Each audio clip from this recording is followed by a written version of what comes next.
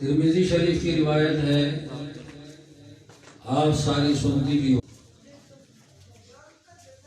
حضور علیہ السلام فرماتے ہیں لَأَن تَغْدُوَ فَتَعَلَّمَ آیَةً مِّن کتاب اللہ خَيْرٌ لَكَ مِنْ أَن تُصَلِّيَ 100 رکعۃ۔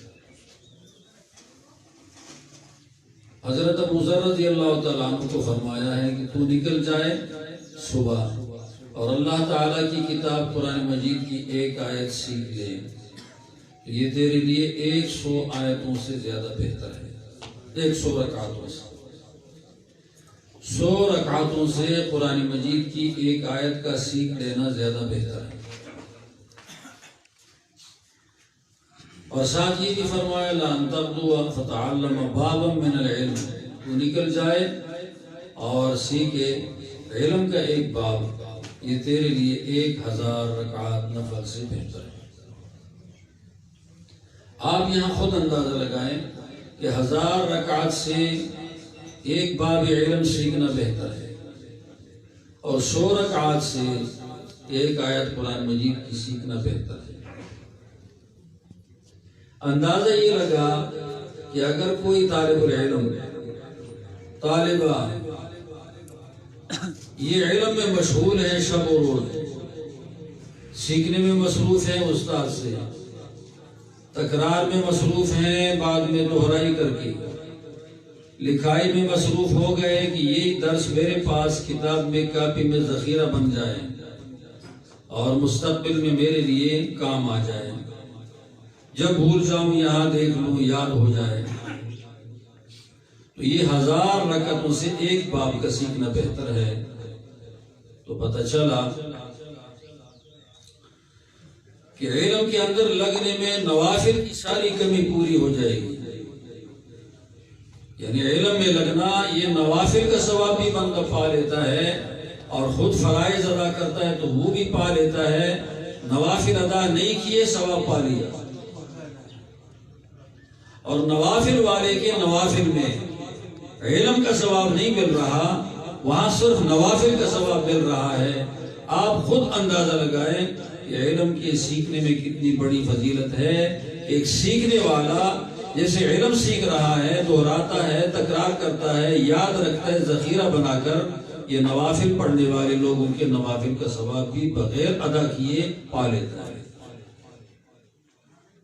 علم سے نفل کی کمی پوری ہو گئی، نفل سے علم کی کمی پوری نہیں ہوگی۔ آپ سارے علم سیکھے بغیر جو حضرات ہیں یا خواتین ہیں، وہ اگر نفل پہ نفل ادا کرے اور ان سے کوئی آ کر فتویٰ پوچھے تو وہ کسی فتوے کا جواب نہیں دے سکتے، اگر دیں گے تو گناہگار ہوں گے۔ جس کو جو نہ آتا ہو اور بولتا ہے تو وہ گناہگار ہو جاتا ہے۔ پہلے سیکھے پھر بولے۔ باب العلم قبل القول والعمل، کتاب العلم میں امام بخاری نے یہی بات کی ہے کہ بولنا تب جائز ہوگا جب پہلے سیکھے، کرنا تب جائز ہوگا جب پہلے سیکھے۔ سیکھے بغیر بولتا ہے، کرتا ہے تو پھر یہ غلط کرے گا، غلط بولے گا، فتنہ بنا رہا ہے۔ تو نوافل سے علم کا ثواب نہیں پایا، علم سے نوافل کا ثواب پا لیا ہے۔ تو علم گویا ایسا ہوا، یہ علم ہے بڑے مارکیٹ کا بڑا سٹور، بڑی مارکیٹ ہے اس میں بڑا سٹور ہے، اور یہ نوافل ہیں یہ کسی چھوٹے محلے کی چھوٹی دکان ہے۔ چھوٹے محلے کی چھوٹی دکان میں آمدن کم ہے، وقت لگ جاتا ہے، لیکن بڑی مارکیٹ کی بڑی دکان میں کم وقت بھی لگ جائے تب بھی آمدن بہت بڑی ہوتی ہے کہ وہاں تمام گاہک رجوع کر لیتا ہے، اور یہاں محلے کے اندر جو اگر دکان بند ہو جائے تو اس کا خسارہ بڑی مارکیٹ کے دکان سے ہو جاتا ہے، لیکن مارکیٹ کا خسارہ محلے کی دکان میں بندہ نہیں پا سکتا۔ کیا خیال ہے، پا سکتا ہے؟ اندازہ لگاؤ، بیرکن شہر میں جس کی دکان ہوگی بڑی، وہ دکان بہت آمدن والی ہوگی، اور یہاں مان لے کی چھوٹی دکان ہے اس کی، یہ گزارے کے لیے ہے، یہ آمدن والی نہیں ہے۔ یا کوئی بچہ ہے ادھر ادھر گھومتا ہے خواہ اور اوباش بن رہا ہے تو اس کو پابند کرنے کے لیے ایک دکان ڈال لیتے ہیں۔ اگر اس کو دکان ہم کہیں نا تو یہ دکان تو اردو زبان کا لفظ بھی عربی بھی ہے نا، لیکن اس کو ہم دکان بھی کہہ سکتے ہیں، چھوٹی سی دکان ہے تصویر بنا کر. تو علم بڑی مارکیٹ کی بڑی دکان کی طرح ہے، اور یہ عبادت نفلی یہ مارکیٹ کے دکان کی طرح نہیں ہے، چھوٹے محلے کی چھوٹی دکان کی طرح ہے. آج الحمدللہ خدا کے فضل و کرم سے آپ کی جو بیٹیاں ہیں وہ بیٹیاں آپ سے آگے بڑھ رہی ہیں. آپ کے استادوں نے، آپ کے ادارے نے آپ کی بیٹیوں کو آپ سے آگے کر دیا ہے. ماں سے بیٹی علم میں آگے ہو گئی، باپ سے بیٹی علم میں آگے ہو گئی.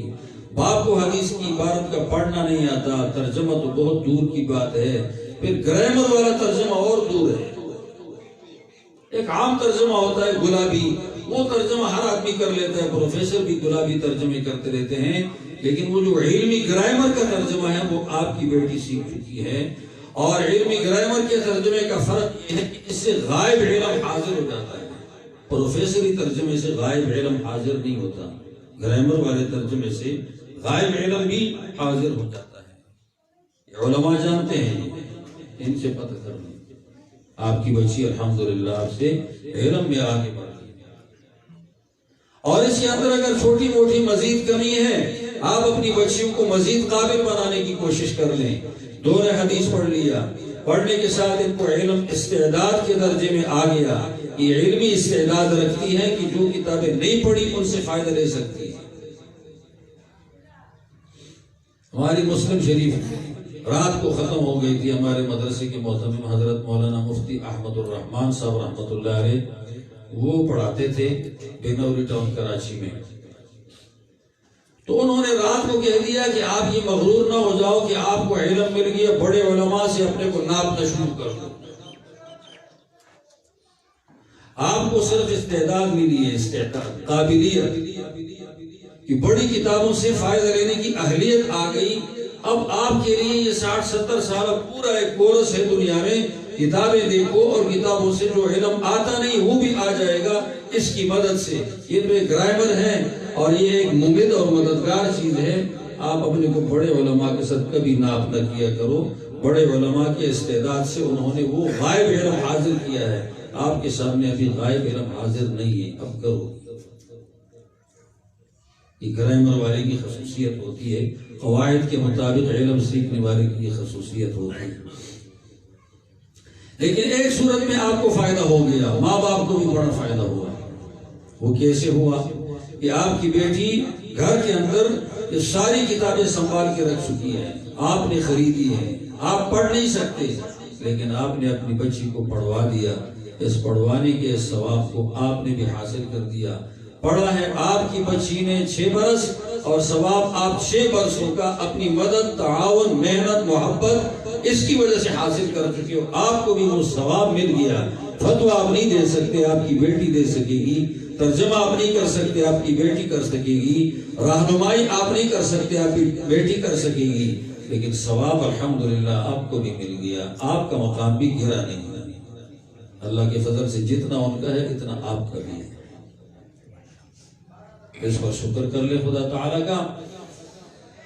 اور اپنے آپ کو حصہ دار بنانے میں کتنا بڑا فائدہ ہے. میں ایک حدیث کی کتاب پڑھ رہا تھا، بخاری شریف کی شرح ہے، ابن بطال رحمۃ اللہ تعالیٰ علیہ کی بہت پرانی شرح ہے. بڑے علماء کے علوم میں بہت بڑا نور ہوا کرتا ہے اور رونق بھی بہت زیادہ ہوتی ہے، تو وہ دل ہلا دیتے ہیں. ان سے دل ہل جاتا ہے آدمی کا، اور وہ استعداد جو خفیہ ہے وہ سامنے ہو جاتی ہے، استعداد بروئے کار آ جاتی ہے. وہ ایک حدیث سے متعلق بات کرتے ہیں. حضور پاک صلی اللہ علیہ وسلم کے پاس ایک صحابی آئے اور عرض کیا، یا رسول اللہ متی الساعہ، قیامت کب ہوگی؟ حضور علیہ السلام نے فرمایا، وما اعددت لها، آپ نے اس کے لیے کیا تیار کیا ہے؟ قیامت کا پوچھتے ہو، وہ تو ایک بہت بڑا حادثہ ہے پوری کائنات میں جو پہلی اور آخری بار ہے.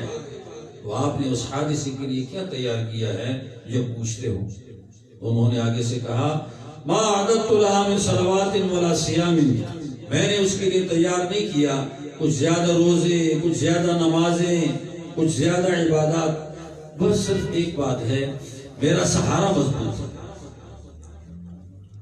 الا انی احب اللہ ورسولہ، میں اللہ اور اس کے رسول کے ساتھ محبت رکھتا ہوں، یہ ایک سہارا ہے میرا، باقی میں تو اپنے عمل میں خود کوتاہ کمزور ہوں۔ صلحاء کی عادت ہوتی ہے اپنے عمل پہ مغرور نہیں ہوتے، وہ اپنے عمل میں خود نکتہ چینی کرتے ہیں اور کیڑے نکالتے ہیں تاکہ میرا عمل اچھے سے اچھا ہو جائے، احسن عمل۔ یہ اس نے عرض کر دیا، حضور علیہ الصلوۃ والسلام نے فرمایا انت مع من احببت، تو اس کے ساتھ ہوگا جس کے ساتھ تیری محبت ہے۔ المرء مع من احبہ، یہ بھی جواب میں فرمایا۔ پہلا جملہ قضیہ ہے، انت مع من احببت، قضیہ شخصیہ۔ دوسرا قضیہ کلیہ موجب، المرء مع من احبہ، ہر مرد اس کے ساتھ ہوگا، ہر انسان اس کے ساتھ اٹھایا جائے گا جس کے ساتھ اس کو محبت ہوگی۔ محبت دینی چیز کا نام بھی نہیں ہے، محبت یہ ایسی چیز ہے جب آ جاتی ہے تو پھر انسان کے اعضاء اور جوارح یہ سارے کچھ کرنے پہ مجبور ہو جاتے ہیں محبت کی وجہ سے۔ بری محبت کے ساتھ کرتوت لگ جاتے ہیں اور اچھی محبت کے ساتھ کیا لگ جاتا ہے صاحب؟ کردار لگ جاتا ہے۔ بری محبت کے ساتھ عشق مجازی کے ساتھ کرتوت لگتے ہیں، اور عشق حقیقی اور محبت حقیقی کے ساتھ کردار لگ جاتا ہے۔ یہ ویسے ایک ہوائی چیز کا نام نہیں ہے، یہ ایک مجبوری کا نام ہے، ایک دباؤ کا نام ہے۔ محبت جب آ جاتی ہے بندہ دباؤ کرے گا۔ یہ قضیہ کلیہ ذکر کی۔ اسی کے نیچے وہ علامہ ابن بطال فرماتے ہیں کہ کسی آدمی کو کسی ایسے آدمی کے ساتھ محبت ہو جائے کہ وہ آدمی ایسا کام کر رہا ہے کہ وہ کام یہ بندہ نہیں کر سکتا اور بالکل نہیں کر سکتا، علی الاطلاق نہیں کر سکتا، اس کو اس سے محبت ہے، اس کے اس کام کا ثواب اس محبت کی وجہ سے کیے بغیر اس محب تک منتقل ہو جائے۔ وہ صحابی آگے سے انس بن مالک ہے، وہ فرماتے ہیں اسی وجہ سے ہمیں ابو بکر صدیق سے محبت ہے، حضور علیہ السلام سے محبت ہے، عمر سے محبت ہے، اور ساتھ ہی بھی کہتے ہیں وَإِن لَّمْ أَعْمَلْ بِمِثْلِ عَمَلِهِمْ، اگرچہ میں ان جیسا کام نہیں کر سکتا لیکن امید ہے کہ ان کا اجر بھی میں پالوں گا۔ محبت کی وجہ سے یہ محبت ایسا برنالہ ہے کہ بڑے بڑے علماء اور بڑے بڑے علوم اور بڑے بڑے مجاہدوں کے جہاد کا اجر بھی یہاں مل جاتا ہے۔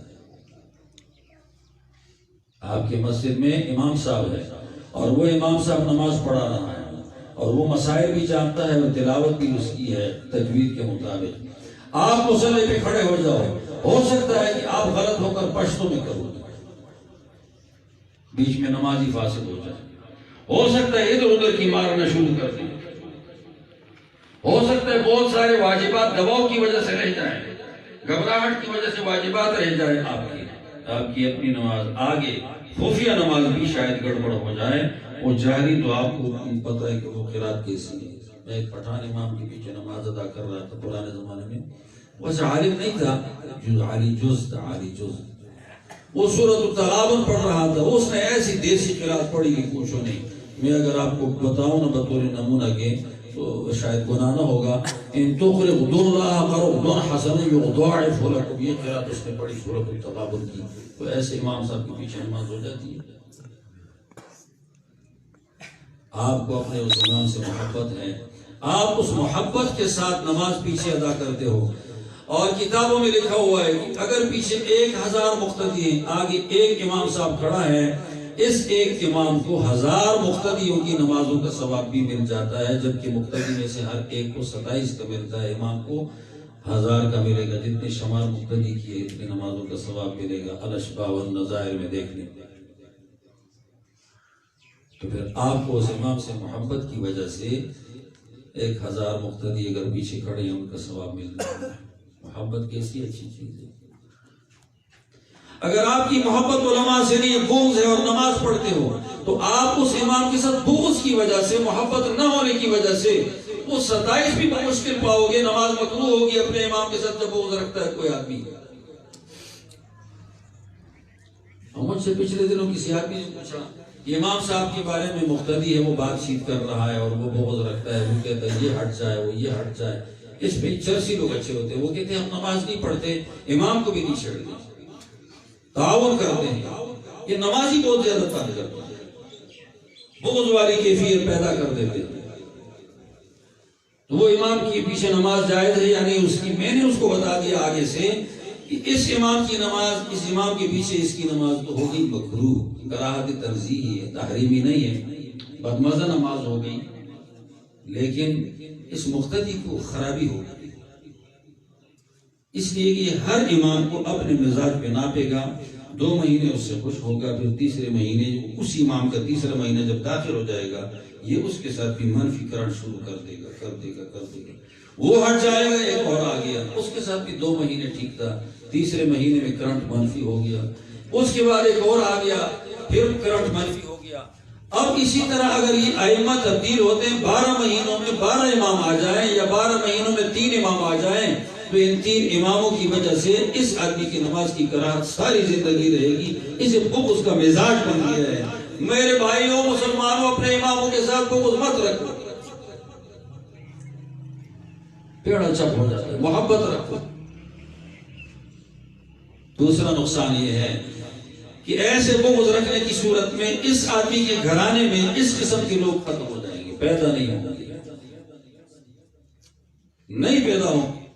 علم مال سے نہیں آتا، علم یہ نفسانی صفت ہے انسانی، یہ پیسے سے ایک سے دوسرے کی طرف منتقل نہیں ہوتا، یہ علم محنت کے ساتھ منتقل ہوتا ہے، لیکن محنت میں محبت اور انابت بھی ضروری ہے۔ اس خاندان میں محنت کوشش کر کی بھی الگ سے قاری رکھتے، الگ سے عالم رکھتے اپنے بچوں کے لیے، وہ علماء عالم نہیں بن سکیں گے، قصہ خراب ہو گیا، اس کی خرابی شروع ہو گئی۔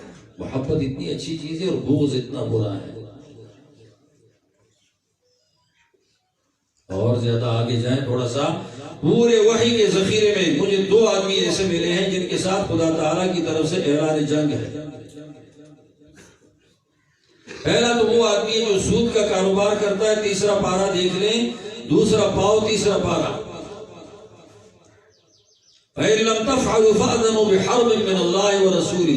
اگر یہ سود خوروں کو کہا ہے کہ اگر یہ لوگ سود چھوڑنا بند نہیں کرتے اور بدستور کر رہے ہیں جاننے کے بعد بھی، تو اللہ اور اس کے رسول کی طرف سے حرب عظیم کا، بحرب تنوین تعظیم کے لیے ہے، ایک بہت بڑی جنگ کا اعلان ہے۔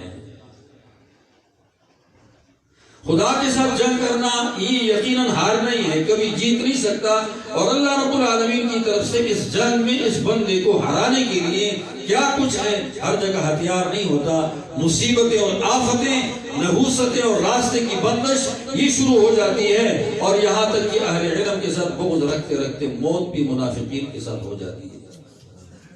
میں خود ہی نہیں کہتا کہ منافق ہو جائے گا، منافقین کے ساتھ موت ہو جائے گی، اسی ان کے ساتھ محبت میں چلا۔ خدا بچائے مجھے بھی آپ کو بھی۔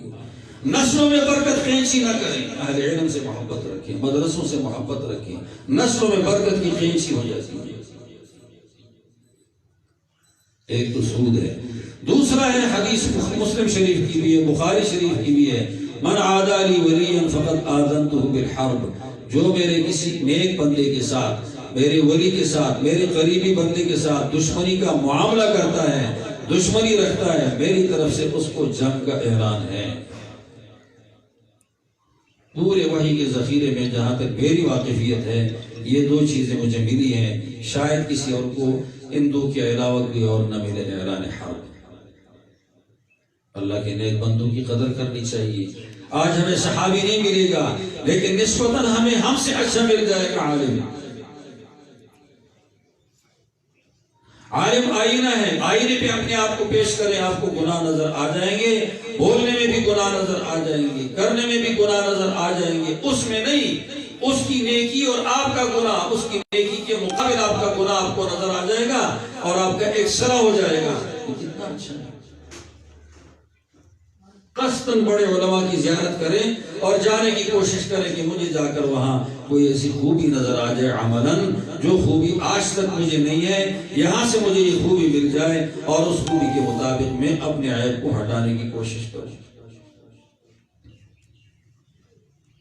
مولانا سلیم اللہ خان صاحب رحمۃ اللہ علیہ خواجہ خان محمد صاحب کے پاس 1 ہفتہ ٹھہرے تھے آخری زندگی میں، پھر اس کے بعد ان کا انتقال ہوا تو خانقاہ میں کندی شریف میں ٹھہرے تھے۔ پھر اپنا تذکرہ ایک جگہ کتاب میں لکھا ہے، کسی مضمون میں نے پڑھا، وہ کہتے ہیں مجھے اتنا 1 ہفتے میں فائدہ ہوا خواجہ خان محمد صاحب رحمۃ اللہ علیہ کے پاس جتنا مجھے برسوں پڑھنے پڑھانے میں بھی نہیں ملا. راستہ وہاں سے ملا ہے لیکن دماغ کی بیداری اور صفات کی بیداری یہاں سے مل گئی. خواجہ صاحب بولتے نہیں تھے لیکن خواجہ صاحب کا وہ پوری زندگی ان کی ایک سبق، ان کے اعمال سبق تھے. یہ مدرسے کی معمولی چیز نہیں ہے. خدا کی قسم کہہ دیتا ہوں کہ یہاں رحمت کے فرشتوں کا ہجوم رہتا ہے. ہر ایک میں پھر جملہ اخلاص ہے، اور کوئی ایسا بھی مل جاتا ہے کہ وہ پھر جملہ اخلاص نہیں رکھتا بلکہ کلی اخلاص رکھ لیتا ہے. جبکہ دنیا کے بازاروں میں اور مجموعوں میں وہاں فرشتوں کی طرف سے لعنت والے فرشتے آ جاتے ہیں، رحمت والے وہاں نہیں آتے.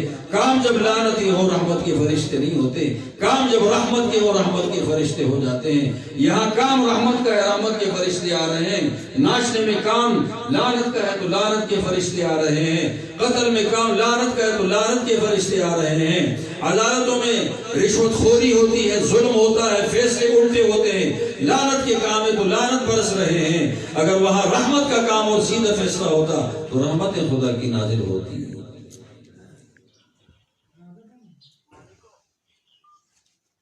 غور کرنا چاہیے، خیال رکھنا چاہیے.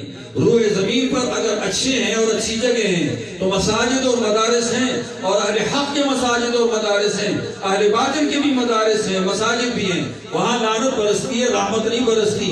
شیعہ کا مدرسہ ہے، وہاں لعنت برسے گی. ان کی مسجد ہے، وہاں رحمت نہیں برستی. وہ امام باڑے کے نام سے اس کو مسجد نہیں کہیں گے. دیکھو وہاں لعنتیں آ رہی ہیں. کیوں؟ وہاں سارا سب صحابہ ہوگا، قرآن مجید پر اعتراضات ہوں گے، اور اسی طرح مسجد نبوی اور مسجد حرام کے بارے میں پالیسیاں بنائی جائیں گی کہ یہاں یہ موجودہ صورتحال ختم ہو کر ہماری ملنگی صورتحال آ جائے. ملنگی ٹائپ کے لوگ پیدا ہو جائے، فقیری بوٹی والے وہاں چلے گئے. مجھے لاہور میں ایک آدمی میں عمرہ کر رہا تھا، میں نے بڑا اچھا جواب دیا، آپ ادھر ہو جا. اچانک مدینہ منورہ سے جا رہے تھے مکہ مکرمہ، وہ بیٹھا ہوا تھا. اس نے کہا میں وکیلوں کا وکیل ہوں، ان کو پڑھاتا ہوں. اور ذہنی طور پر تھوڑا سا بریلوی تھا. تو میں ذوالحلیفہ میں احرام میں نے باندھ لیا اور اپنے سلوار قمیص رومال میں رکھ دیے، دھوتی اور وہ ڈال دی. میں نے اس کو کہا صاحب آپ یہ نہیں کرتے، حرام نہیں باندھتے، مکہ جا رہے ہیں تو بغیر حرام کے جانا ٹھیک نہیں ہے. اس نے کہا میں تنعیم میں کروں گا. ایسے تنعیم میں میں نے کہا تنعیم تو یہاں کے لیے نہیں ہے، یہاں کے لیے ذوالحلیفہ ہے، پھر آگے جحفہ ہے، یہ دو جگہ ہیں، باقی تو نہیں ہے. آپ نیت نہیں. اس نے پھر پٹھان ڈرائیور سے کہا، رمضان کا مہینہ تھا، اس نے کہا وہ مڑا ٹی جی کیس میں میرا ٹی جی کیس کھولو، اس میں سے حرام نکالتا ہوں. اس نے کہا پہلے کیوں نکالتے نہیں تھے؟ آپ تو جانے کا وقت میں نہیں نکالتا. وہ پٹھان آدمی تھا. خیر یہ راستے میں تھا، بڑا ملامت تھا. تو ایک بات آگے چل کر عرض کر دی، بات آگے جا کر عرض کر دی کہ مجھ سے غلطی ہو گئی. پھر مجھے کہا میں ایسا ہونا کہ مدینہ منورہ میں اور مکہ مکرمہ میں انسان کی مرضی کے مطابق اجازت نہیں دی جا رہی، مرضی کے مطابق. میں نے کہا اچھا آپ یہ سمجھتے ہو کہ مدینہ منورہ مسجد نبوی لال شہباز قلندر کا مزار ہو جائے؟ بس یہ جب میں نے کہہ دیا جواب ہو گیا، لعاب جام ہو گیا مکہ مکرمہ تک وکیل صاحب. پھر میں نے تشریح کر دی 600 700 800 1000 2000 10,000 آدمی ادھر اچھا رس پی رہے ہوں. تو یہ چاہتا ہے کہ مدینے میں ایسا ہو جائے. 12-13,000 برائی بدکاری میں مصروف ہیں، کچھ بھاجوں میں مصروف ہیں، اور کچھ کیا چیزیں وہ لچکدار ڈانس میں مصروف ہوں. اور مسجد کے اندر نماز کا وقت جب آ جائے تو وہاں 500 آدمی بھی نہ ملیں اور سارا 10 لاکھ کا مجمع ہو. آپ یہ چاہتے ہو کہ مدینے میں ہو جائے؟ وہ بس اس کا خیال تو یہی تھا نا. میں نے کہا یہاں تو ہر ایک نمازی ہوگا، اور تم چاہتے ہو کہ یہاں سارے مل جائیں اپنی مرضی کے مطابق. مرضی کے مطابق کا جواب میں نے دے دیا. چپ تھا مکہ مکرمہ تک. خیر عمرہ رہ گیا اس سے اور وہ قصہ خراب ہوا اس کا. میں یہ عرض کر رہا کہ علی الاطلاق اچھی جگہ ہے یہ مدرسہ. تو آپ کا بھی ایک مقام بن گیا آپ کی بچی کی وجہ سے. آپ تو فعلی ہو اور بچی آپ کی مقصود ہے. وہ مقصود درجے میں نیکی کر رہی، آپ تو فعلی کے درجے میں نیکی کر رہے ہو. پرانے زمانے میں ایک تو فعلی تھا، اس کا نام ہی تو فعل تھا، تو نام تو فعلی رکھا گیا. کسی جگہ کھانا ہوتا وہاں چلا جاتا، لوگ بلائے جاتے، یہ بن بلائے جاتا ہے. تو کبھی کسی بزرگ کی جوتی پکڑی اور پکڑ کے چلے گئے، میں اس کا ساتھی ہوں. تو اچھا ساتھی ہونے کی وجہ سے مقصود کو تو وہ کھانا مل رہا ہے، طفیلی کو بھی مل گیا جوتی کی وجہ سے، آپ کو بھی جنت کے اعلیٰ درجات طفیلی بن کر مل رہے ہیں اپنی بیٹی کی وجہ سے۔ آپ کا تعاون اتنا اچھا، اور یہ کم نہیں ہے، زیادہ ہے۔ میں ایک مثال عرض کر دیتا ہوں، ذرا یاد رکھ لو۔ مشکات شریف میں حدیث آئی ہے، اس میں یہ ہے کہ ملح اگر نمک دے دو کسی کو تو سارا ثواب ہانڈی کا ملتا ہے۔ اگر ایک دیگ پکانا ہے اور اس میں سارا خرچہ آ گیا 9,000 کا اور اس میں 20 روپے کی نمک نہیں ہے، تو کیا خیال ہے آنے والے کھانے والے نیت پہلے کرتے کہ ہم 40 نوالے لیں گے، لیکن ابھی 15 نوالے لے کر گزارا کرے گا کہ کسی طرح تنور خدا کو بھر دیں، باقی کوئی چیز ڈالنے کی مزے کی ہے نہیں، نہ دانتوں میں مزہ آنا، دیکھ کر مزہ، پریشان ہو جائے گا۔ ایک آدمی نے صدقہ کر دیا 20 روپے کے نمک کا، 20 روپے کے نمک کی وجہ سے اب لوگ اتنی تیزی سے کھاتے ہیں، بھوک لگی ہے، نوالا منہ کے اندر کر دیا، ساتھ انگلی پہ بھی دانتوں کا دباؤ آ گیا، اس میں بھی کٹ تو نہ گیا لیکن دکھ تو گئی انگلی، اس طرح خوش ہوگی 40 کا ارادہ کیا 50 کھا چکے، ہر ایک نے 10 نوالے اضافی کھائے، یہ نمک کی وجہ سے۔ سب نے کہا بڑا اچھا کھانا تھا الحمدللہ، کوئی زبردست ہی پکانے والا تھا، یہ نمک کی وجہ سے۔ آپ کی بیٹی آپ وہ پڑھ چکی ہے، وہ تو ایک دیگ کی مثال ہے، آپ نے نمک کا تعاون کر لیا ہے، آپ کو بھی 10,000 9,000 کتابوں کا ثواب مل رہا ہے۔ دوسری بچیوں کو عرض کرتا ہوں، بچیوں خیال رکھو، جامعہ اور خطاب میں پڑھاتا بھی ہوں تو میں نے پہلے وہاں سنا کہ وہاں کتابیں بچیاں چھوڑ دی جاتی، میں نے کہا نہ، غلط کرتے، یہی کتابیں ساری درجہ اولا سے لے کر آخری تک ساتھ لے کے جاؤ، بیچ میں لکھا بھی کرو، خاص کر استاد کبھی کبھی ایسی بات بتا دیتا ہے جو بات ایک بہت بڑی بات کے لیے چابی بن جاتی ہے، آپ اس چابی کو لکھ لو، جو بات چابی بن گئی ہے اس کے پیچھے بڑا مضمون بن جائے گا، اس چابی مضمون کی وجہ سے استاد اختصار سے کام لیتا ہے، تفاصیل پیچھے آ جاتی ہے۔ ہمارے استاد نے ایک بات کی، میں وہ سمجھ گئی، اس بات میں بات کی کہ انسان کا یہ پریشان کرنے والا پانی پاک ہے یا ناپاک ہے؟ تو حنفیہ کے ہاں ناپاک ہے، امام مالک کے ہاں ناپاک ہے، امام شافعی اور امام احمد بن حنبل کہتے ہیں یہ پاک ہے۔ تو ہمارے استاد نے ایک بات کی کہ اس کی اصل وجہ بنیادی یہ ہے کہ ہمارے حنفیہ کے ہاں نجاست بقدر معاف ہے، شوافی اور حنابلہ کے ہاں بقدر معاف نجاست بالکل ہے ہی نہیں، نجاست بقدر معاف۔ تو وہ مجبور ہو کر فتویٰ لگا چکے کہ یہ پاک ہے، کہ کچھ کا رہنا تو ثابت ہوتا ہے، کچھ کا لگا رہنا وہ تو ثابت ہے، ہمارے یہاں معاف میں آ جاتے ہیں، ان کے یہاں معاف نہیں ہے، لیکن یہ چابی مجھے مل گئی، اس چابی کی وجہ سے اتنا بڑا مسئلہ ہمارا 4 اماموں کا اختلافی، 2 ایک طرف 2 دوسری طرف کو سارا حل ہو گیا، حدیثوں میں بھی تطبیق ہو گئی، چابی ہوتی ہے، وہ طالبات ساتھ لکھ کی جائیں تو گھروں میں جا کر کبھی کبھی کھولا تو استاد کا لب و لہجہ، معلمہ کا لب و لہجہ، وہ مضمون، پھر اس کے ساتھ منسلک مضامین سارے کے سارے یاد ہو جاتے ہیں اور اچھی طرح حاضر ہو جاتے ہیں، کتابیں لے کی جائے ساتھ۔ ہماری ایک شاگردہ ہے جماعت میں، پہلی بخاری میرے پاس آئی، پہلی بار میں نے بھی پڑھائی، پہلی بار وہ مدرسے کے اندر وہی کلاس کی جو پڑھ رہی تھی البدر میں، تو وہ اس سال پڑھا رہی ہے بخاری، 1 سال پہلے بھی پڑھا چکی ہے بخاری شریف۔ میں نے کہا کیا دیکھتی ہو؟ اس نے کہا بس وہی آپ کی تقریر ساری لکھی ہے اسی کو دیکھتی ہوں، مجھے باقی کسی کتاب کی ضرورت نہیں، کتاب اور تقریر اور مسئلہ حل ہو جاتا ہے، جب حل ہو جائے گا کسی اور کی کیا ضرورت ہے لمبی لگانے کی، وہ آپ کی ساری باتیں یاد ہو جاتی ہیں۔ آپ استاذ کی مضامین کو کتابوں میں لکھ کر یاد کریں، یہ کتابیں ساتھ لے کر آپ کے لیے یادگار ہوگی آئندہ زندگی میں کہ ہم نے پڑھا ہے۔ ہمارے پاس سند میں حضرت مولانا ادریس میرٹھی رحمۃ اللہ علیہ اور مفتی ولی حسن صاحب مدرسے کے سند کے اندر ان کے دستخط موجود ہے، مولانا بدیع الزمان رحمۃ اللہ علیہ، اسی طرح اور استادوں کے، وہ دستخط مٹ رہے تھے اور وہ قلم کی سیاہی سے کر چکے تھے، وہ تو مٹ جاتی ہے، تو میں نے کہا یہ دستخط کہاں سے لاؤں گا، یہ پھر ملے گا نہیں، لہٰذا اس کی کوٹنگ کر دی۔ ابھی تک میں نے کسی ادارے میں سند نہیں دکھائی، لیکن خود دیکھ لیتا ہوں بزرگوں کے نام جو استادوں کے ہیں، اس سے میری وہ ساری کیفیات اپنے بزرگوں سے عقیدت تازہ ہو جاتی ہے، محبت تازہ ہو جاتی ہے۔ میں محبتوں کے سہارے سے چل رہا ہوں، دعا اور محبت، ان دونوں چیزوں سے، بڑوں کی دعا اور اپنی محبت ان کے ساتھ۔ جس کتاب میں مشکل ہو میں دعا کر لیتا ہوں اس مصنف کے لیے، اللہ تعالیٰ اس کی غریب رحمت فرما دے، اسی کی کتاب اللہ تعالیٰ آسانی سے کھول دیتے ہیں اور سمجھ میں آ جاتی ہے بات۔ آپ طالبات بھی یہ عادت رکھ لیں۔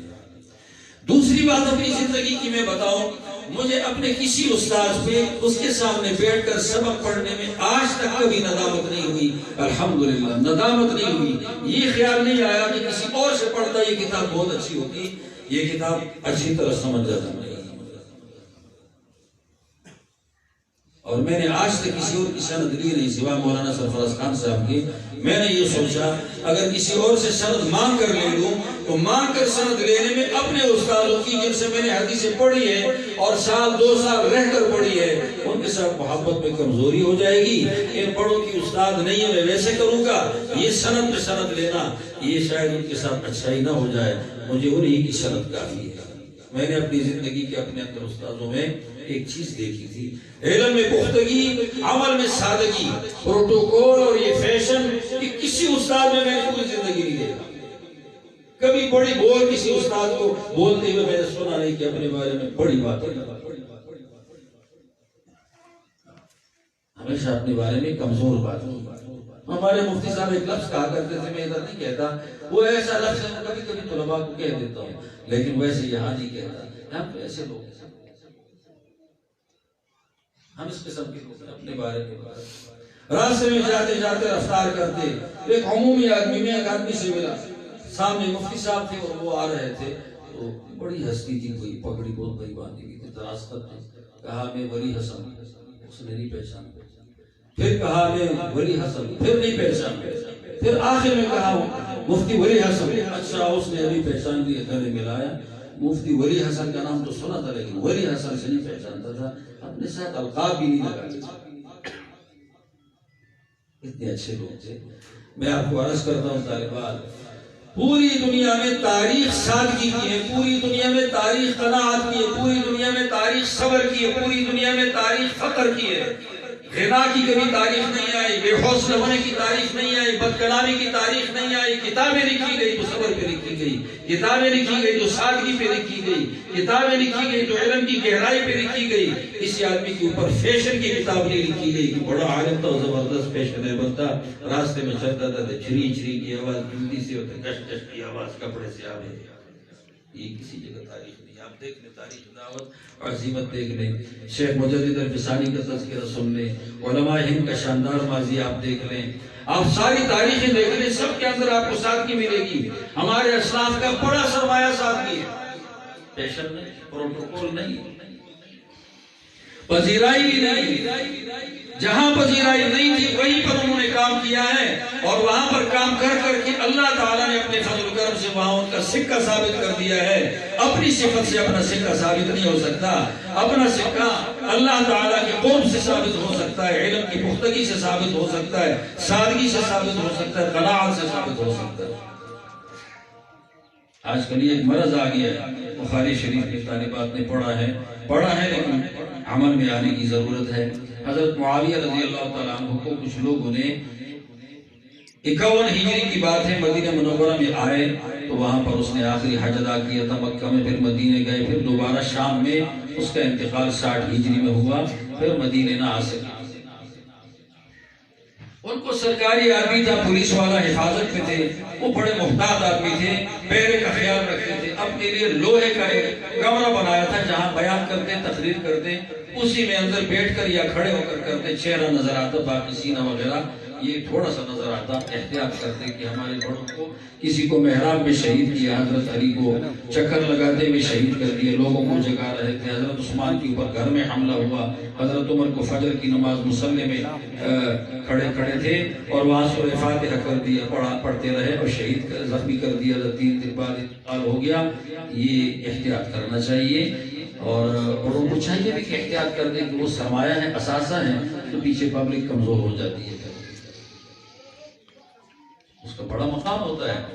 انسان کی اچھائی، اس کی قبولیت، اس کا وزن اس کی قیادت کی وجہ سے ہے۔ حضرت عثمان قیادت پہ تھے تو پھر حضرت عثمان کے حامیوں کا بڑا وزن ہے۔ حضرت عثمان کے مخالفین مدینے پہ آئے، نماز ادا کر رہے تھے تو وہاں پر مدینہ منورہ مسجد نبوی میں بھی ان کی نماز کا گراف گر گیا تھا۔ وجہ یہ ہے کہ وہاں قیادت کون ہے؟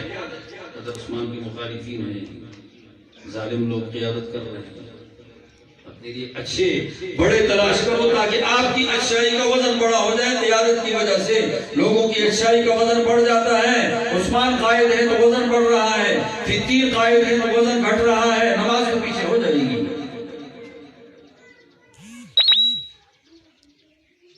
یہ کوشش کرنی چاہیے۔ اچھا تو وہ وہاں ایک آدمی پولیس والے نے اعطاہ قبۃ من شعر یا قصۃ من شعر، بالوں میں گچھا لا کے دے دیا اور کہا یہاں یہ ہو رہا ہے، اب تک یہاں یہ شروع ہو گیا۔ مطلب یہ کہ امت میں یہ فیشن شروع ہو گیا کہ عورتیں اپنے سر کے بالوں میں بال لگاتی ہیں، یہ کہاں کی ہونے لگ گیا۔ حضرت معاویہ رضی اللہ تعالیٰ عنہ نے کہا این علماؤکم، تمہارے علماء کہاں ہیں؟ اب دیکھو خود امیر المومنین ہے اور پولیس بھی موجود ہے، پوچھتے علماء کو۔ ایک دو سبق دے رہے ہیں۔ ایک سبق تو یہ دے رہا ہے، سبق یہ دے رہا ہے کہ علماء کو اپنی فرض منصبی پر کام کرنا چاہیے۔ علماء کا فرض مرکبی یہ ہے کہ عوام منکر معروف کو نہیں جانتے، علماء منکر معروف کو قرآن حدیث کی روشنی میں جانتے ہیں۔ یہ علماء تحقیق کر لے کہ کوئی منکر لوگوں میں پیدا تو نہیں ہو رہا، پھر یہ بادشاہ کو جا کر شکایت کر دیں اور بتا دیں بادشاہ سلامت ہمارا کام تھا تحقیق، یہ منکر شروع ہو گیا، روکنا ہمارا کام نہیں تھا، زبان سے ہم روکتے، ہتھیار سے اور لاٹھی سے اور قانون اور اصول بنا کر روکنا تمہارا کام تھا۔ یہ مقننہ علماء ہیں اور مجریہ یہ کون ہے؟ خلفاء ہیں، جاری کرنے والے۔ پھر حضرت معاویہ نے کہا سمعت رسول اللہ صلی اللہ علیہ وسلم، میں نے حضور علیہ السلام سے سنا کہ بنی اسرائیل کے اندر بے حیائی اور برائی کے پیدا ہونے کی بنیادی وجہ فیشن ہے۔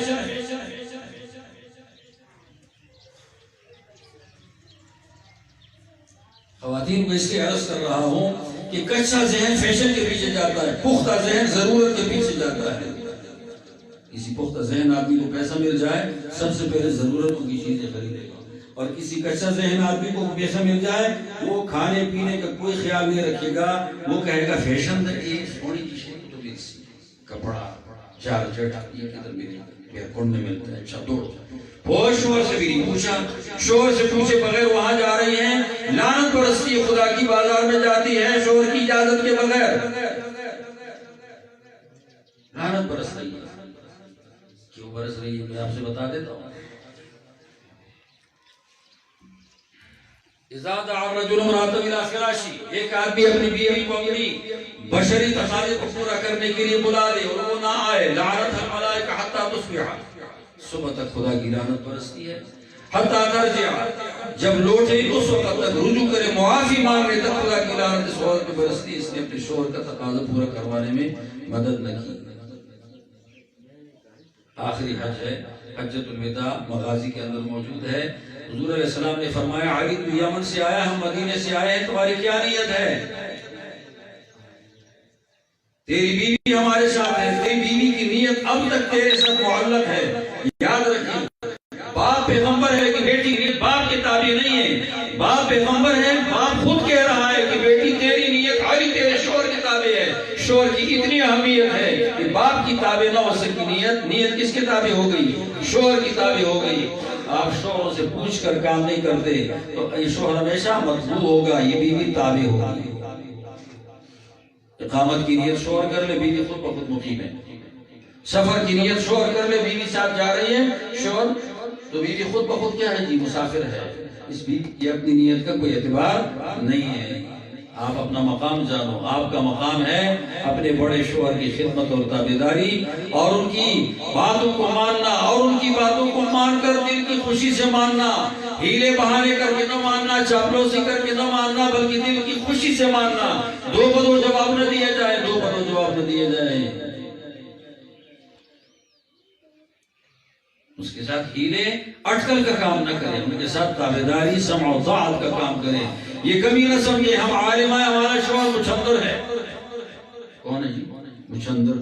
پوچھو والا داڑھی منڈا چکا، وہ ٹھیک ہے داڑھی منڈائی یہ گناہگار ہے، مچھندر ہے، لیکن بات یہ ہے کہ فضیلت کلی تمہارے شوہر کو حاصل ہے، فضیلت جزئی تمہاری بیوی کو حاصل ہے۔ عورت ذات کو علم کی وجہ سے فضیلت جزئی مل گئی، حدیث کا ترجمہ وہ کر دے گی، لیکن بات شوہر کی جاری رہے گی، فضیلت کلی اس سے حاصل ہے، اور فضیلت کلی کے سامنے فضیلت جزئی کالعدم ہوتی ہے، زیرو کی بتی ہے وہ بڑی بتی کے سامنے کالعدم ہے۔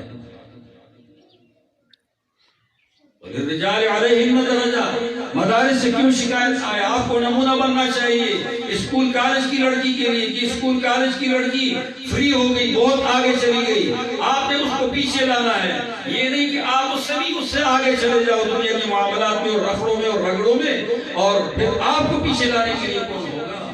آپ کو تو اس لیے تیار کیا جا رہا ہے مدرسوں میں کہ اسکول کالج کی لڑکیوں کو واپس بجائے اس کے اگر آپ ان سے بھی آگے بڑھ جاؤ، آپ کو واپس لانے کے لیے کون ہوگا؟ جو کفر از کعبہ برخیزر کجا مانت مسلمانی، جب کعبہ سے کفر آئے گا تو مسلمانی کہاں سے پھر ہوگی؟ خواتین غور کریں اور یہ یاد رکھ لو، علم پورا سیکھنا یہ فرض کفایہ ہے، روزمرہ امور سے متعلق سیکھنا یہ فرض عین ہے، نماز کا فرض عین ہے، روزے کا فرض عین ہے، حج کا جب حج کرے گا تو فرض عین ہے، زکوٰۃ والے کے لیے زکوٰۃ کا علم سیکھنا فرض عین ہے کہ بیجا نہ دے یا کسی بڑے عالم پر اعتماد کر کے دے دے۔ زمیندار کا علم زمیندار کے لیے فرض عین ہے، دکاندار کا دکاندار کے لیے فرض عین ہے، نائی کا علم نائی کے لیے فرض عین ہے سیکھنا کہ وہ کام وہی کر رہا ہے، کون سا کروں کون سا نہ کروں، کتنا کروں کتنا نہ کروں۔ یہ لمبا چوڑا علم سیکھنا فرض کفایہ ہے، لیکن اب بتاؤ اس کو اپنے اندر لانا فرائض کا علم یہ فرض عین ہے یا نہیں؟ تربیت فرض عین ہے یا نہیں؟ آپ کی تربیت آپ خود کریں، یہ تربیت آپ کی اپنے لیے فرض عین ہے، آپ فرض کفایہ کو تو ترجیح دے دو اور فرض عین سے جان چھٹا دو، یہ کتنی بری بات ہوئی۔ آپ کا کرتا کشادہ ہونا چاہیے، آپ کے کرتے کے ساتھ یا آپ کے برقعے کے ساتھ تار لگنا چاہیے کہ وہ انگلیوں کے درمیان میں آ جائے، کہ اگر آپ ہاتھ اوپر کر دو تو آپ کے ہاتھ اوپر کرنے سے برقعے کا آستین نیچے نہ آئے، آپ کا یہ بازو ننگا نہ ہو جائے کسی کے سامنے، آپ وہاں تار لگا دو۔ بخاری شریف جزء 2 میں موجود ہے کہ صحابیات اس طرح کیا کرتی تھی اور تابعیات برقع جہاں آگے یہ کرتی تھی۔ یہ کرنا چاہیے، یہ صفت بتائی گئی ہے کتابوں میں۔ تنگ کرتا چست کپڑا، اس کو تو کاسیۃ فی الدنیا عاریۃ فی الآخرہ کہا گیا ہے، یا عاریۃ فی العاقبہ، ابھی دنیا میں کپڑا پہنا ہے دنیا میں ہی ننگی ہے۔ اس کی وجہ یہ ہے کہ سیریس اور حساس مقامات اور انسان کی چھپانے کی جگہ کھل گئی، بس صرف اس کے اوپر نیچے کھال خدا نے لگائی اور اس کھال میں پسینہ آتا ہے، اوپر والی کھال دوسری تم لوگوں نے لگائی، اس کے اوپر پسینہ نہیں آتا، بس فرق صرف اتنا ہوا۔ اپنی فوٹو نکالنے تصویروں سے بچو، یہ فتنہ ہے، بڑا موبائل رکھنے سے بچو۔ اسی فتنے کی وجہ سے ہماری خاص خواتین نے پھر گھروں کے اندر کیا کچھ سیکھ لیا ہے، باہر جا کر جہاں آ جاتا ہے انگریز کا کپڑا، بس اس کو یہاں تلاش کر لیتے ہیں بازار میں، اور انگریز میں یہود میں نصارہ میں فیشن موجود ہے۔ کل کو صحابیات کے ساتھ اٹھنا آپ پسند کرو گی تو دیکھو یاد رکھ لو، من تشبہ بقوم حشر معهم فهو منهم، المرء مع من احب۔ محبت کے اظہار کے لیے کوئی طریقہ ہوتا ہے، محبت ایک ایسی صفت ہے جو بندے کو کسی کردار پر مجبور کر رہی ہے۔ آپ میں اگر محبت صحابیات کے ساتھ ہے اور صالحات کے ساتھ ہے، آپ کے اندر پھر وہ عادت ہونی چاہیے جو صالحات کی ہے، ورنہ محبت پھر بغیر نشانی اور بغیر علامت کی محبت وہ محبت نہیں ہوتی، وہ تصنع ہوتا ہے، بناوٹ ہوتی ہے۔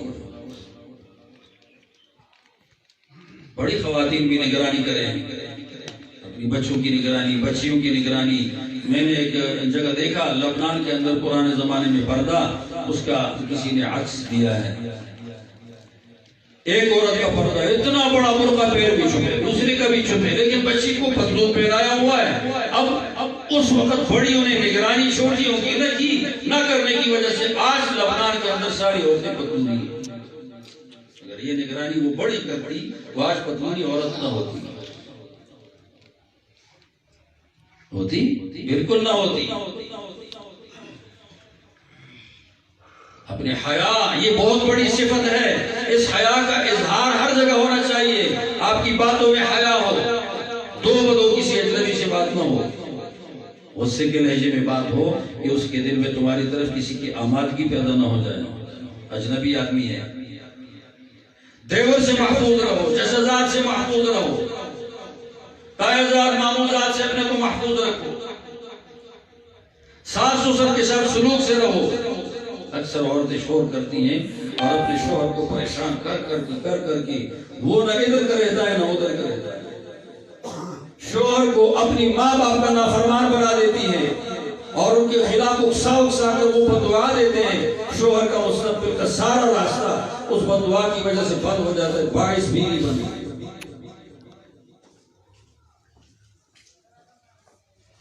ہمارے گھر سے ایک مرتبہ کسی جگہ تعزیت کے لیے چلے گئے. میں نے پھر کہا تعزیت کے لیے بھی نہیں بھیجوں گا,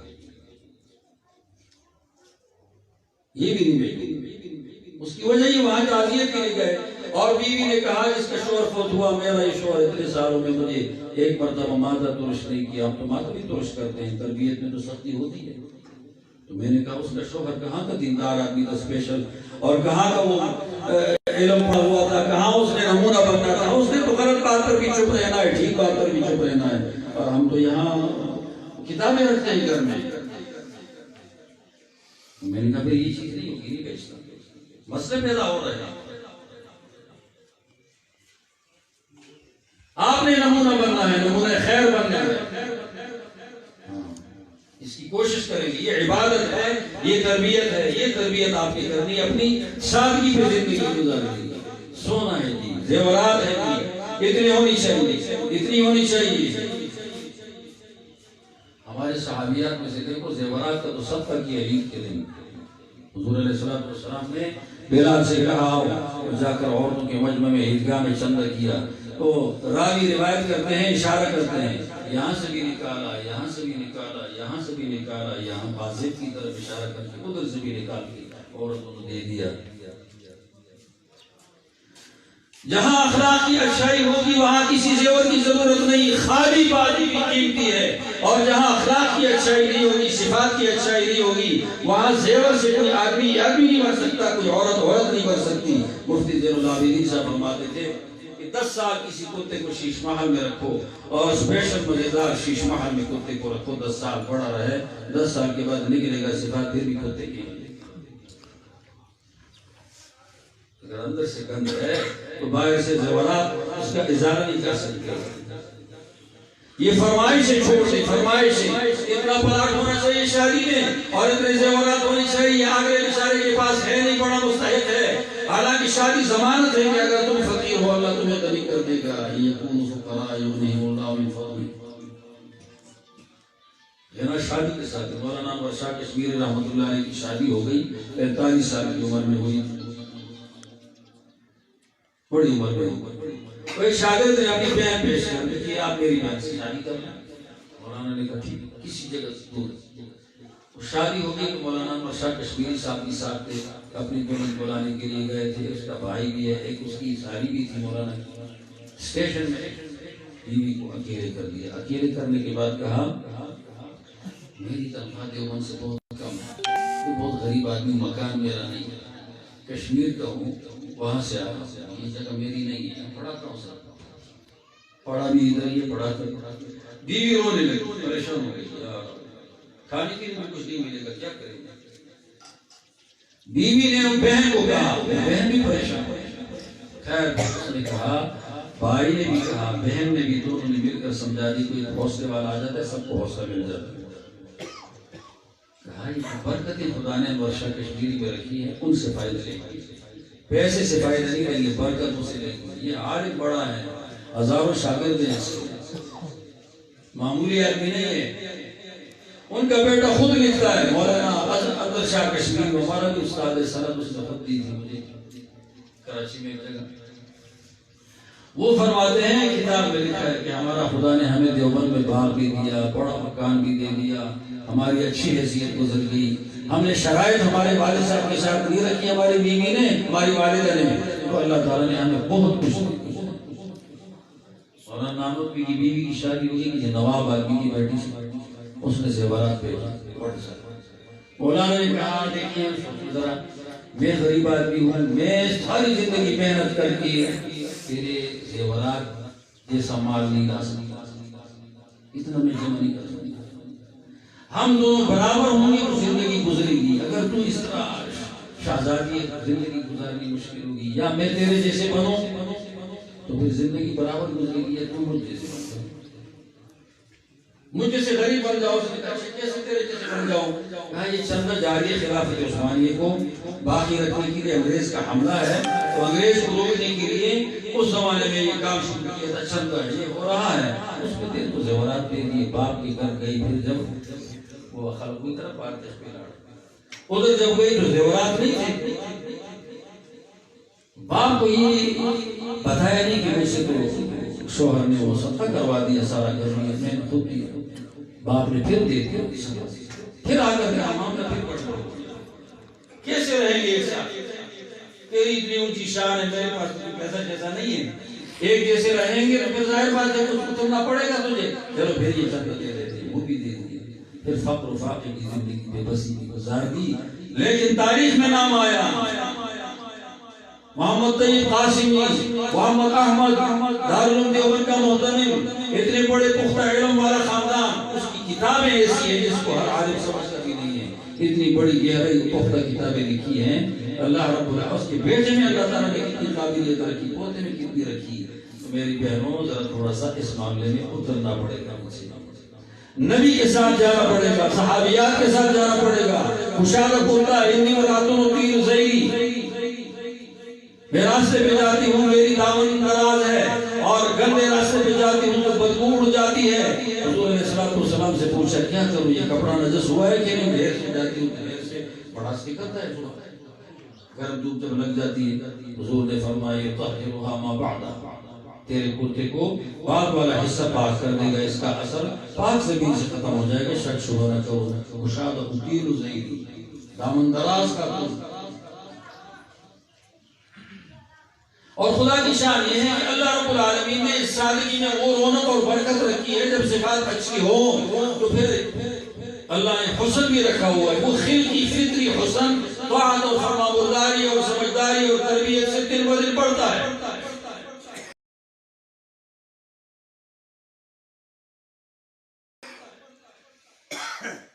اور فیشنیبل خواتین اور میری مرضی میرا جسم اس قسم کی خواتین، ان کے چہروں پہ رحمت کا فرشتہ نہیں ہوتا، رحمت کا فرشتہ نہ ہو تو پھر وہ نور کہاں سے آئے گا؟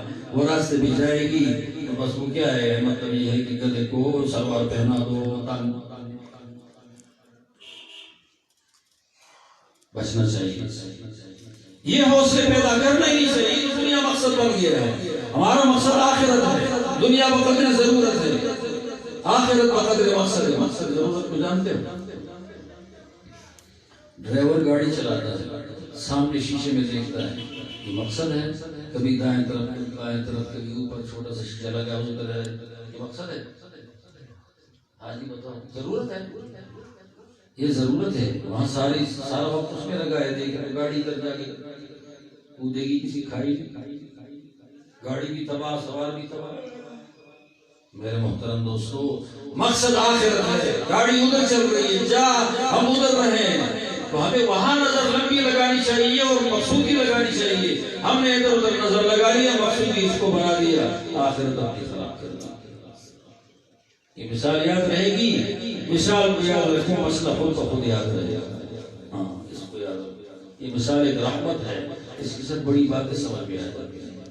انشاءاللہ سادگی میں رہیں گی، سادگی، نماز بنا کر ادا کرنا، مشق کر کے ادا کریں۔ ہمارے یہاں رائیگڑ میں تھے مشتاق صاحب، وہ کہتے تھے رحمہ اللہ، نفل نمازوں میں اللہ کی طرف توجہ کا مشق کرو، فرض بار بار نہیں پڑھ سکتے، نفل بار بار پڑھ سکتے ہو، یہاں توجہ کی مشق کر لو، فرض میں جب نیت باندھو کہ توجہ ہو جائے گی۔ یہ خواتین بھی محنت کریں، مقصد بدلنا چاہیے۔ ہمارا مقصد دنیا نہیں ہے، ہمارا مقصد آخرت ہے، اس کی کوشش کریں۔ جانے کا آنے کا انداز کیسے ہونا چاہیے؟ دیکھو پرانے زمانے کا انداز کیسے تھا، اپنے باپ دادا کا طریقہ بھولنا تو نہیں چاہیے نا، کیا انداز تھا؟ دادیاں نانیاں جب جاتی تھی راستے میں مرد آ جاتے تھے، یہ راستے میں کنارے ہو کر راستہ ان کے لیے چھوڑ دی جاتی، یہ حیا کی نشانی تھی۔ اب تو آمنے سامنے اٹینشن عورت کے لیے، مرد راستہ چھوڑتا ہے، عورت کا وقت چھوڑتی نہیں. یہ عادت اپنانی چاہیے. آپ راستے میں جاؤ تو پتہ چلے گی کوئی شرافت کا مجسمہ جا رہا ہے، نورانیت کا مجسمہ جا رہا ہے. آپ عرب عورتوں کو بھی نہ دیکھیں، آپ کسی اور عورت کو بھی نہ دیکھیں. ہمارے اور آپ کے سامنے عورتیں نہیں، ہمارے اور آپ کے سامنے نصوص قرآنی اور حدیث ہے، فقہ کی کتابیں ہیں، اس کے اوپر عملت آنا. یہ ہے تربیت سے انسان بنتا ہے. ایسے اگر علم ہو تربیت نہ ہو پھر وہ جاہل ہوتا ہے. کوشش اس کی کریں، آپ کا وزن بڑھے گا، آپ کے عمل کا وزن بڑھے گا، آپ کو عمل کا موقع ملے گا. آج سے توبہ کرنی چاہیے ان چیزوں سے. ان چیزوں نے ہمیں خواہ مخلوط بنا دیا. کپڑے پہ کپڑا مخلوط، 3000 کا جوڑا، 8000 کا جوڑا، 10,000 کا جوڑا. جس کی شادی ہوتی ہے کسی جگہ اس کو تو 1.5 لاکھ کا پہنا دیا، اور جس کی شادی نہیں ہو رہی جیسے تماشائی جا کے کڑی 35-30 ہزار کا جوڑا پہنا دیا. اللہ کے بندو، یہ 30,000 آج کل اچھا جوڑا 2,000 کا مل جاتا ہے. خواتین کا کھلا کشادہ جوڑا 2,000 کا مل جاتا ہے. اچھا آپ کسی شادی میں 2,000 کا جوڑا پہن کے جاؤ، ایک جوڑے کی سب 10 شادیاں مس کر دو. ہر شادی میں ہر جوڑا بنانا نیا نیا تو شوہر کے ساتھ ظلم ہے کہاں سے پیدا کرے گا؟ آپ کا شوہر دفتر کا ملازم تو نہیں ہے کہ ایک دفتر پر دوہری رقم لے لے. آپ کا شوہر تو کسی کرپشن کی جگہ نہیں ہے کہ وہ حرام کا لے لے. حرام کا لے گا برکت ختم ہو جائے گی. تو حلال تو سادگی میں گزارا کر سکتا ہے آدمی، لہذا حلال کی طرف آپ کا شوہر مفروض نہیں ہوگا. اللہ ہمیں توفیق عطا فرمائے. یہ دیکھیں کہا جاتا ہے نا، یہ نضع الموازین القسط لیوم القیامہ، قیامت کے دن ہم ترازو رکھیں گے، عمل تولا جائے گا، اچھائی بھی برائی بھی، اقوال بھی تولے جائیں گے، اچھے بھی برے بھی، باتیں بھی تولی جائیں گی. باتوں کا بھی وزن ہوتا ہے کہ نہیں ہوتا؟ اور کبھی کبھی باتوں کا ثواب اوور لوڈ ہوگا، گناہ بھی اوور لوڈ ہوگا. اوور لوڈ گناہ کون سا ہے اور اوور لوڈ ثواب کون سا ہے؟ یہ میں بول رہا ہوں نا تو میں آہستہ آہستہ بات کروں. وہ ایمپلیفائر بتاتا ہے کہ نچلی سطح کی بات ہو رہی ہے. میں ایک بات لمبی کر دوں اور اونچی آواز سے کہوں تو 3-4 نشانے اوپر چلا جائے گا. وہ اوور لوڈ بات ہو گئی. اس زور والی بات کا ثواب بھی زیادہ ہو گیا. یہ سب کچھ تولا جائے گا. لا یغادر صغیرۃ ولا کبیرۃ الا احصاها ووجدوا ما عملوا حاضرا. سب کچھ قیامت کے دن آپ کا وہاں حاضر ہوگا. ہاتھ بھی بھولیں گے.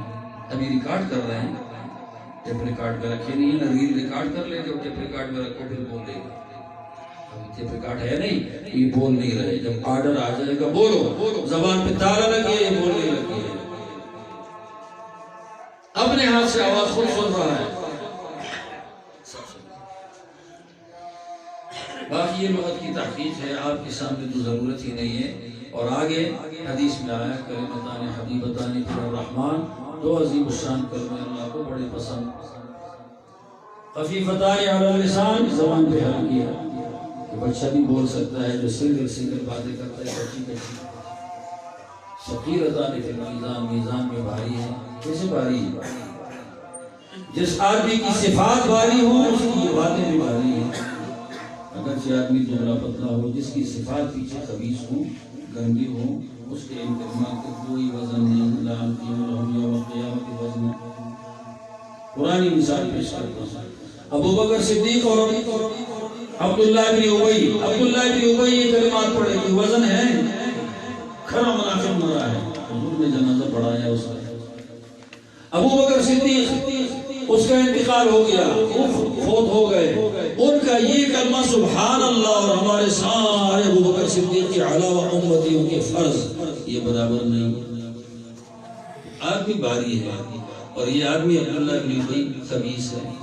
اچھی صفتوں کے ساتھ جو عمل ہوگا وہ بڑا وزنی اسپیشل ہوگا. بری صفتوں کے ساتھ جو وزن ہوگا تو عمل کا وزن کمزور ہو جائے گا. وہ کلمات یہی ہے سبحان اللہ و بحمدہ سبحان اللہ العظیم. اللہ مجھے اور آپ سب کو سلامتی نصیب فرمائے اور اللہ تعالی ہمارے دلوں میں یہ جذبہ ڈالے کہ ہمیں غیروں کی عادت ایسی قبیح نظر آ جائے جیسے مردار کا گوشت بدبودار، نفرت ہو جائے طبیعت کے اعتبار سے. اور یہ نفرت کافر اس کی عادت سے کسی سے سیکھنی پڑے گی. ہمارے مولانا ابو الحسن علی ندوی فرماتے ہیں میں نے انگریز سے دشمنی یا بغض یا انگریز کی عادتوں کی خلاف ورزی یہ میں نے عملاً حضرت مدنی سے سیکھی. سیکھنا چاہیے، کوئی استاد ہونا چاہیے. میں 17-18 سال ابتدائیات جاتا رہا پڑھانے کے لیے. راستے میں عیسائیوں کا ایک چرچ ہے، اس کے اندر ایک گدھا باندھا ہوتا تھا. عیسائی گدھے بھی بڑے خوش ہوتے تھے. وہ کہتے ہیں عیسیٰ علیہ السلام کی سواری. ان کا انتخابی نشان انگریزوں کا، عیسائیوں کا امریکہ میں گدھا ہوتا ہے. ایک پارٹی کا گدھا ہے، دوسرے کا کتا. یہ انتخابی نشان ہے. وہاں میں نے 2 مرتبہ دیکھا ہے. پھر میں نظریں نیچے کر دیتے، بدبخت کی جگہ کو کیا دیکھتے ہو، کیا ضرورت ہے جہاں شب و روز لعنت برس رہی میں دیکھوں.